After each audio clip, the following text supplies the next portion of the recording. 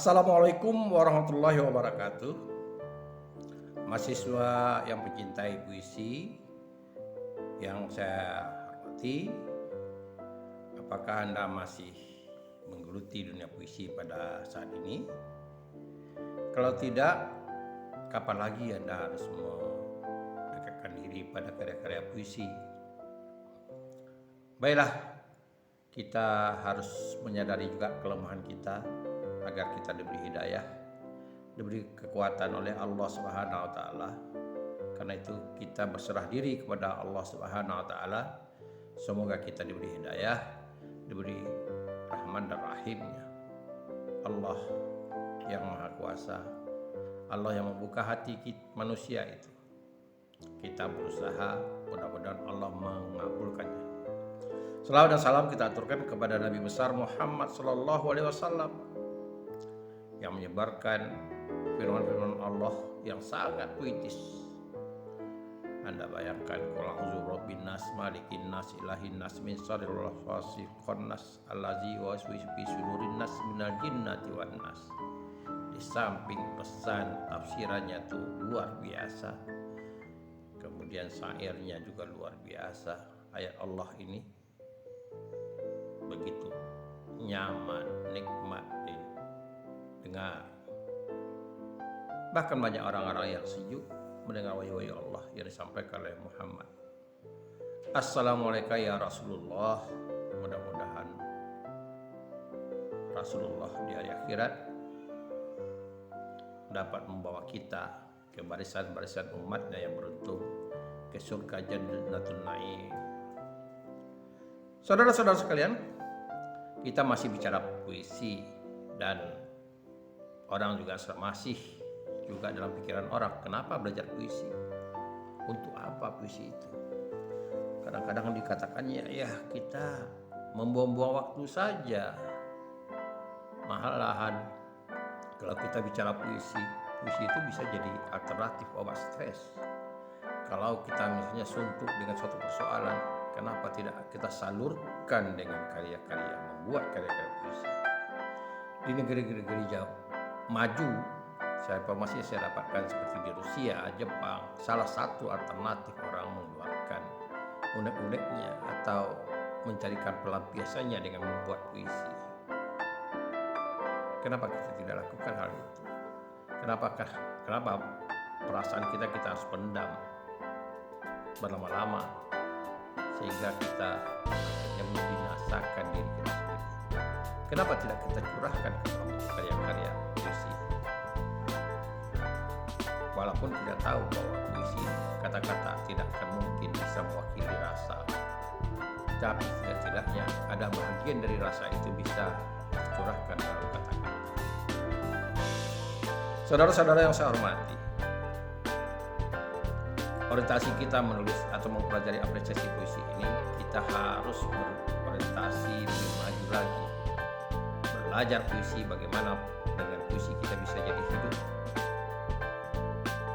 Kalau perlu lebih jauh dari itu, dengan menulis atau mempelajari puisi secara finansial kita dapat menghasilkan dari karya-karya puisi. Harus berpikir seperti itu. Dan jadi dunia kreativitas ini tidak hanya di bidang lain, otomotif atau sipil dan sebagainya. Di dalam bidang puisi juga dunia kreativitas itu tidak luas. Saudara-saudara sekalian, kalau kita bicara apresiasi puisi, ada 3 golongan usia yang harus kita cermati. Usia anak-anak atau dunia kanak-kanak, usia dewasa atau muda-mudi, dan usia orang tua. 3 sasaran ini yang harus kita cermati jadi saran kalau kita berkarya menulis puisi. 2 bahagian, dunia kanak-kanak dan dunia orang dewasa itu sekarang boleh akan terlupakan. Tapi yang terparah adalah dunia anak atau dunia kanak-kanak. Pada dunia anak, dunia kanak-kanak adalah dunia bermain. dunia sukacita. Anak-anak itu dia lebih dalam suasana sukacita. Dunia ceria anak-anak. Nah, bahkan kalau ada anak-anak yang duka cita, itu secepat-cepatnya kita atasi. Sebagaimana dia secepat mungkin menghilangkan rasa duka citanya. Dan dia harus sukacita. Jadi jangan berlarut-larut anak-anak duka citanya. Namun dalam keadaan sukacita itu juga kita harus mengontrol anak-anak supaya dia lebih terarah, tidak kebablasan. Karena pada dunia kanak-kanak kita memulai membentuk jiwa susastranya. Kita mulai mengalirkan dalam jiwanya hal-hal yang bersifat susastra. Karena pada dunia anak atau dunia kanak-kanak, pikiran mereka itu sedang terbuka. Saudara-saudara sekalian, pada usia bayi, tentulah yang proaktif itu adalah orang-orang dewasa. Yang kita katakan sastra atau kalau membuat puisi anak-anak.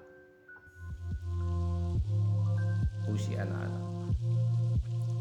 Dalam tradisi kita ada tradisi menidurkan anak yang kita katakan nyanyian itu dengan nama senandung atau nandung. Senandung ini juga dipakai oleh orang dewasa atau orang tua yang kehilangan sesuatu yang dia cintainya, misalnya bersenandung di kebun-kebun, di sawah, di ladang yang jauh dari keramaian, sambil beristirahat atau menjaga hama seperti burung belalang. Mereka bersenandung mengisi waktu. Dan bagi orang tua yang menidurkan anaknya dengan buayan, kalau dulu orang menidurkan anaknya dengan buayan, tali, kasih keranjang, rotan, lalu diikat, diayunkan. Dan itu disenandungkan. Irama senandung itu milik personal secara spontanitas. Orang tua menciptakan irama-irama senandung. Bagi yang berbakat, sekilas kita dengar enaknya irama senandung. Begitu juga liriknya. Larik-larik yang disenandungkan itu juga ditata sedemikian rupa. Biasanya penuh dengan harapan dari orang tua kepada anaknya. Sambil bernyanyi, ibu-ibu sambil mendiang nasi masak juga, menjelang nasi, nunggu nasi misalnya kering, anak menangis, dia buaikan anak, dia bersenandung.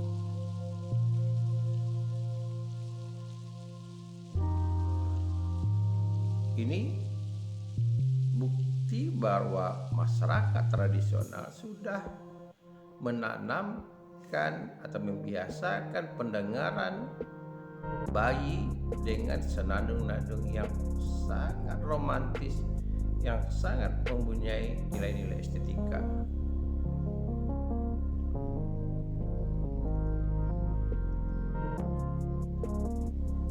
Mulai anak dewasa, mulai besar, bukan dewasa maksud saya, mulai besar anak-anak usia-usia 2 tahun sudah mulai berbicara, mulai dipilih kata-kata yang menurut orang tuanya estetis. Misalnya memilih kata memanggil orang tua, namanya apa. Di sini terjadi pemilihan diksi bagi orang tua. Ada membiasakan anaknya memanggil ayah. Ada membiasakan memanggil bapak. Ada juga yang lebih klasik lagi, obah. Yang lebih ke Islami, abi. Panggilan, pilihan kata. Dibiasakan dibiasakan. Dan mereka punya alasan masing-masing. Kenapa untuk bapak dipanggil abi, dipanggil ayah, dipanggil oba, dipanggil bapak. Mereka punya alasan. Bisa saja alasan itu adalah untuk menjaga tradisi. Karena dalam masyarakat tradisional mereka, sapaan itu yang lazim untuk orang tua adalah itu. Misalnya orang tua biasa dipanggil obah atau ayah. Begitu juga ibu. Ada manggil ibu, ada biasa panggil emak, ibu. Ada yang mengatakan panggil one. Macam-macam. Ada juga yang membiasakan diri manggil umi. Terkadang ada hal yang tidak pernah kita dengar di tradisi. Krisdayanti dengan Anang juga memanggil sapaan, dibiasakan anaknya memanggil Mimi dan Pipi. Bukan papi tapi Pipi. Dengan Mimi. Nah, dari awal sudah dipilih kata. Sudah dibiasakan memilih diksi, diperdengarkan kata-kata yang enak pada anak-anak yang baru belajar berbicara. Kata lain misalnya, kata makan. Orang tua pada tahu dia bahwa kata makan itu standar.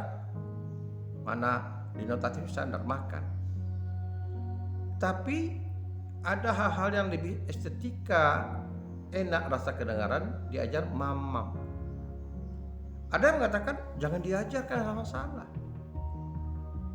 Tapi sebetulnya pemilihan kata mamam itu bagi anak-anak menanamkan nilai estetika bunyi. Estetika bunyi, mam. Jadi bunyi foni di sana. Bunyi seperti sana. Jadi pemilihan pengenalan kata-kata. Nah, sebetulnya dari sedini mungkin para orang tua itu sudah mulai menanamkan pemilihan kata-kata yang mengandung nilai estetika. Karena banyak kata-kata itu punya sinonim, mungkin lebih dari 2, 3, 4. Pilihlah kata-kata yang punya nilai estetika. Ketika dirangkaikan, dia bisa memperkaya estetika, membentuk rima, ya, dan juga bisa mewakili rasa. Itu proses dari orang dewasa. Proses. Dan biasanya anak-anak merekam. Nanti ada satu saat dia mengekspresikan apa yang didengarnya. Tidak mungkin kita mengucap kata makan tahu-tahu munculnya mamam. Ya, orang dewasa mengatakan makan, akhirnya dia muncul mamam. Karena secara psikologis juga ada rangsangan mengucapkan huruf. Bibir ketemu bibir itu ada rangsangan seks yang mendorong mereka itu berbicara. Saudara-saudara sekalian, problema selanjutnya, anak-anak sudah menguasai bahasa, kemudian dia sudah mulai mengamati apa yang dilakukan. Pada dunia kanak-kanak itu menciptakan karya-karya yang sifatnya menirukan orang-orang dewasa. Kita lihat dunia kanak-kanak. Kalau kita katakan seni berperan itu sulit, bagi kanak-kanak tidak. Dia cermati ibu bapaknya bagaimana berlaku. Misalnya masak, ibunya setiap hari masak, dia lihat, dia amatinya. Besok dia ingin melakukan perbuatan yang sama, meskipun dalam bentuk permainan, memasak-masak. Dia lihat ibunya berperan sebagai ibu ketika bicara tentang dia. Sedikit dewasa dia ingin juga sebagai ibu. Boneka-boneka jadi anaknya. Jadi perilaku yang dia amatinya itu yang dilakukan. Kenapa kita bicarakan soal ini? Nah, sekarang kita apa kewajiban orang dewasa menciptakan karya sastra untuk anak-anak. Kalau kita lebih dulu proaktif menciptakan karya sastra untuk anak-anak. Nah, ini persoalan yang timbul di tengah-tengah masyarakat kita, bahwa karya untuk anak-anak sekarang dikategorikan langka. Hampir setiap saat para orang tua bahkan menghimbau, ayo kita menciptakan lagu untuk anak-anak. Mari kita merenung, kenapa lagu anak-anak masa lalu itu masih enak didengar. Naik ke puncak gunung, tinggi sekali. Bagaimana dia mengenal alam. Kiri kanan kulihat saja banyak pohon cemara. Dia menggunakan lari-lari yang luar biasa. Nah, ini yang perlu dipahami oleh para orang tua. Bagaimana karya-karya ini diciptakan anak mengenal dengan alam. Dan itu rimanya tertata dengan rapi.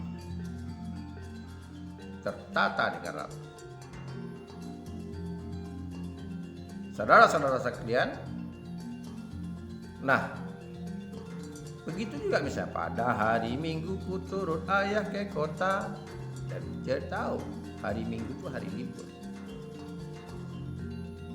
Naik kereta kuda, ku duduk di muka. Bayangkan, ditanamkan anak-anak itu supaya tidak minder, duduk ke depan. Ini yang diciptakan oleh orang dewasa, karya sastra yang dulu jaya. Tik tik tik bunyi hujan. Nah, di atas genteng, hal-hal yang berkaitan dengan lingkungan, dengan kehidupan anak-anak, itu yang ditanamkan kepada anak-anak. Saudara-saudara sekalian, nah ini yang harus kita resapi. Dekade ini sudah mulai terhenti. Jadi, saudara-saudara sekalian, karya-karya sastra untuk anak-anak inilah sekarang menjadi krisis dalam kehidupan masyarakat kita.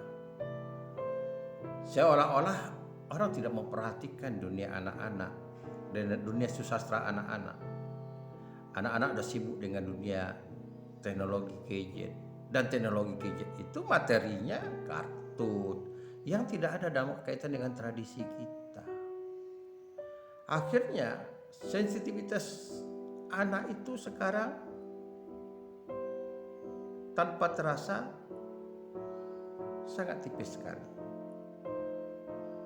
Malah sastra itu membentuk sensitivitas anak-anak terhadap keadaan, terhadap orang lain, dan anak-anak dibina dalam suasana dunia estetika dan dunia etika.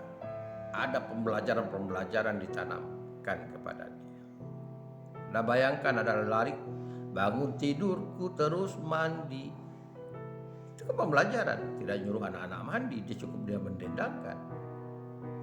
Tidak lupa menggosok gigi. Bayangkan kebersihan mulut.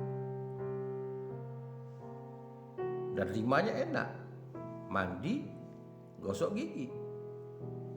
Habis itu ku tolong ibu. Habis itu ku tolong ibu, rimanya. Membersihkan tempat tidurku. Anda bayangkan, kemudian menanamkan rasa tanggung jawabnya terhadap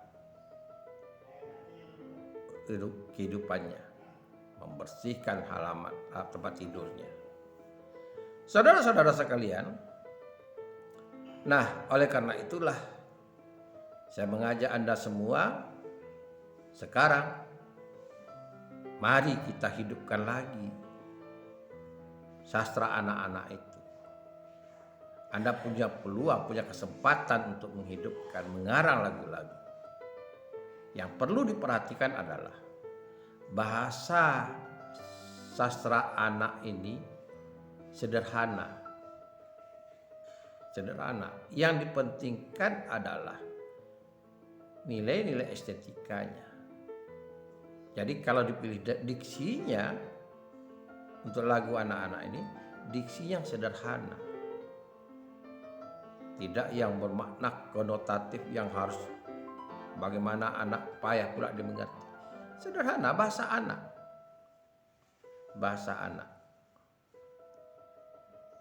Nah, ini yang perlu. Nah, ada satu hal lagi yang menarik bagi saya. Kalau Anda masuk menggeluti dunia anak.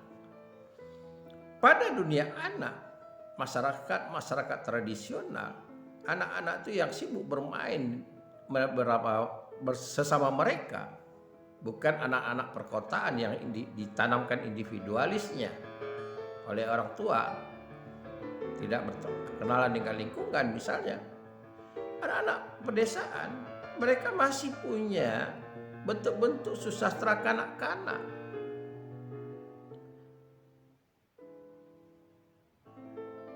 Dan itu tidak kita jumpai pada masyarakat perkotaan. Dunia kanak-kanak itu mereka sesama mereka, mungkin dia berkolaborasi dengan orang dewasa, mereka menciptakan permainan kanak-kanak.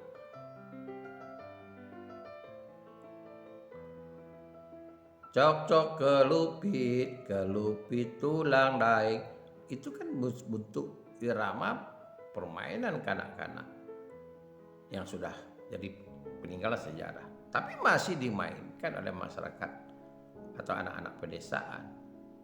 Karena mereka sangat jauh pengaruh dari teknologi. Misalnya juga nyanyi permainan tam buku seleret tiang batu patah pendek patah paku orang belakang tangkap satu. Anda lihat liriknya, rima akhirnya, dan diksinya yang kita mungkin tidak tahu sekarang artinya. Apa itu tam buku?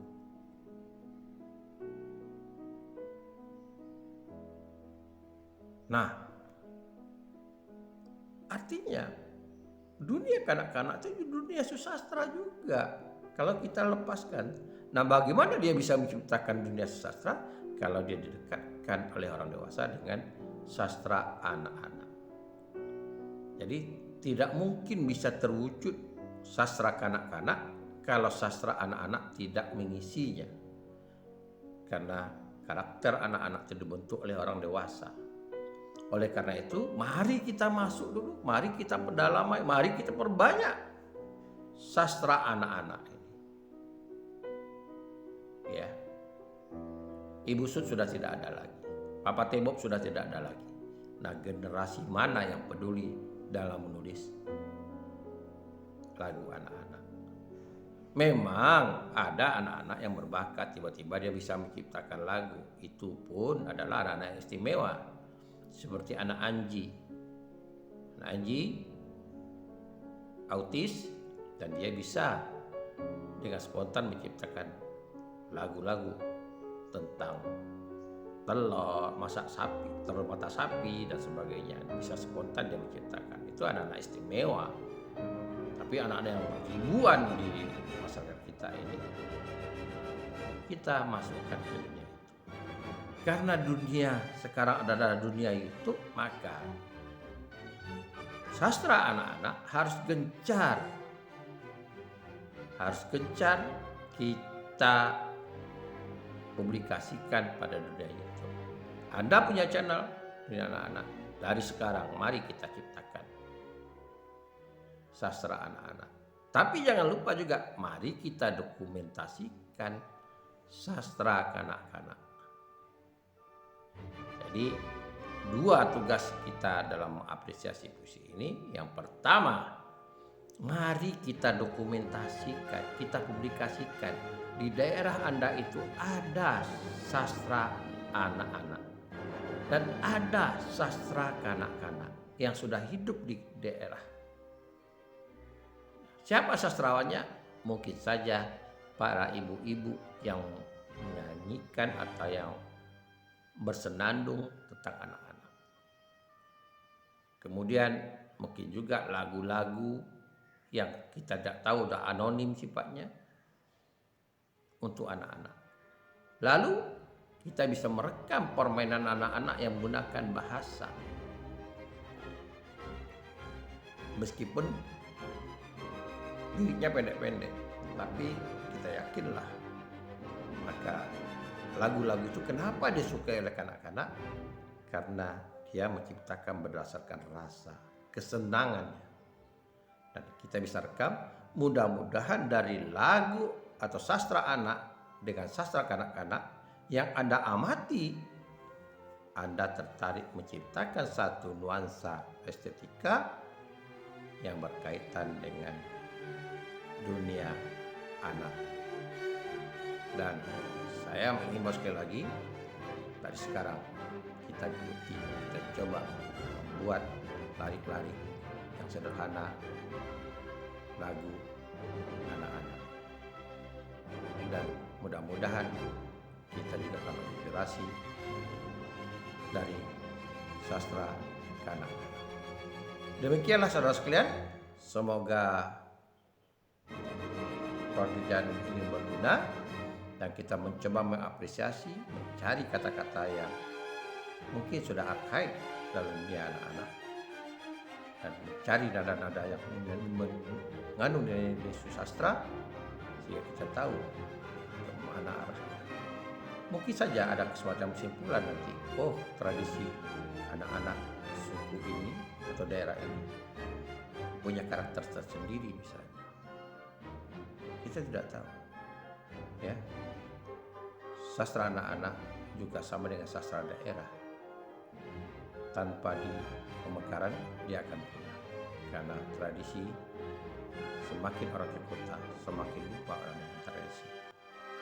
Dan kampung hari ini bisa jadi kota pada hari sebelum dia berubah secara total. Mari kita rekam. Kalau dia tidak berubah, mari kita pelihara tradisinya. Assalamualaikum warahmatullahi wabarakatuh.